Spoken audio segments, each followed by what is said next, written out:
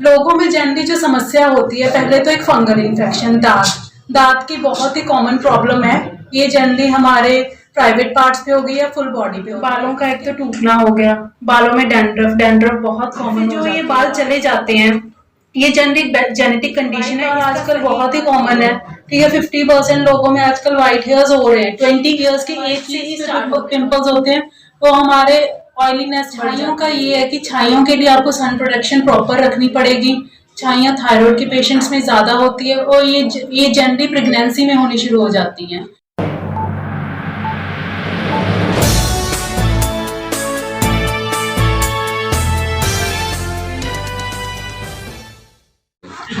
नमस्कार, मैं डॉक्टर आंचल एस कक्कड़, मैं कैथल से हूँ। मेरा खुद का क्लिनिक है डर्मा हाउस। मैं यहाँ निर्वाणा में आज कैंप करने आई हूँ। लोगों में जनरली जो समस्या होती है, पहले तो एक फंगल इन्फेक्शन, दांत की बहुत ही कॉमन प्रॉब्लम है।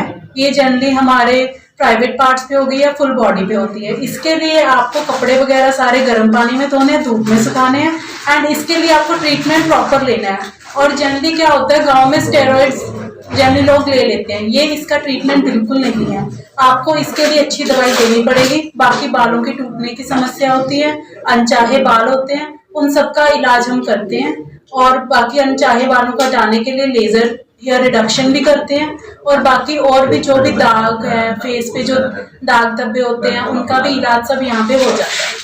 बालों का एक तो टूटना हो गया, बालों में डैंड्रफ बहुत कॉमन हो जाती है बालों में। तो जनरली जब डैंड्रफ होती है, लोगों को लगता है कि हम ऑयलिंग कर ले बालों में तो डैंड्रफ चली जाएगी, पर डैंड्रफ भी एक प्रकार की फंगल इन्फेक्शन है। तो इसमें हमें ऑयलिंग नहीं करनी और इसका सही इलाज करवाना है। शैम्पू दवाइयाँ अच्छे से लेनी है ताकि डैंड्रफ आपको ना हो। बाकी बालों का थिनिंग होनी, जैसे कि घनापन कम होना, उसके लिए भी ये एक जेनेटिक कंडीशन है जिसमें बालों का घनापन कम हो जाता है मेल्स में। जैसे आपने कभी देखा होगा, कभी यहाँ से बाल चले जाते हैं, यहाँ से चले जाते हैं, एंड में एक पीछे बालों की पट्टी रह जाती है ना। जैसे जो ये बाल चले जाते हैं, ये जनरली जेनेटिक कंडीशन है, इसका सही इलाज होना चाहिए। ठीक है, जनरली ये एक ऐसी कंडीशन है, जेनेटिक कंडीशन है कि इसमें आपके बाल, जब तक आप ट्रीटमेंट लोगे तो आपके बाल रहेंगे, नहीं तो एंड रिजल्ट इसका हेयर ट्रांसप्लांट ही होगा। तो इसको बालों को झड़ने के रोकने के लिए आपको ट्रीटमेंट इसका लेना बहुत ही जरूरी है। एक बार देखने में आता है मैम, व्हाइट बाल होने लग जाते हैं जैसे। देखो व्हाइट बाल, हाँ जी, व्हाइट बाल आजकल बहुत ही कॉमन है। ठीक है, 50% लोगों में आजकल व्हाइट हेयर्स हो रहे हैं। 20 ईयर्स की एज से ही स्टार्ट हो रहे हैं व्हाइट हेयर्स। तो इसका मेन कॉज तो जेनेटिक्स है। अगर फादर मदर में अर्ली एज में व्हाइट बाल आने शुरू हो गए तो चांसेस है कि आप में भी व्हाइट बाल आने शुरू हो जाएंगे। बट इसके लिए ये है कि हमें ये भी देखना पड़ेगा कि अगर आपकी लाइफस्टाइल कैसा है, stress factor, lifestyle, eating habits, ये सारी चीजें भी इफेक्ट करती है जो हमारे व्हाइट बाल अर्ली एज में आने शुरू हो जाते हैं। बाकी न्यूट्रिशनल डेफिशिएंसीज हमें देखनी पड़ेगी, कुछ विटामिन डी की कमी तो नहीं है, कुछ आयरन की कमी तो नहीं है कि जिससे आपके व्हाइट बाल आने शुरू हो रहे हैं। इन समस्याओं से निजात किस प्रकार से मिल सकती है, मतलब क्या कुछ लेना चाहिए मरीजों को? इसके लिए आपको अच्छी डाइट, स्ट्रेस फ्री लाइफस्टाइल, जो आजकल पॉसिबल नहीं है, बट जितना आप स्ट्रेस कम कर सको उतना बेटर है। और healthy lifestyle and nutritional habits आपकी प्रॉपर होनी चाहिए सारी।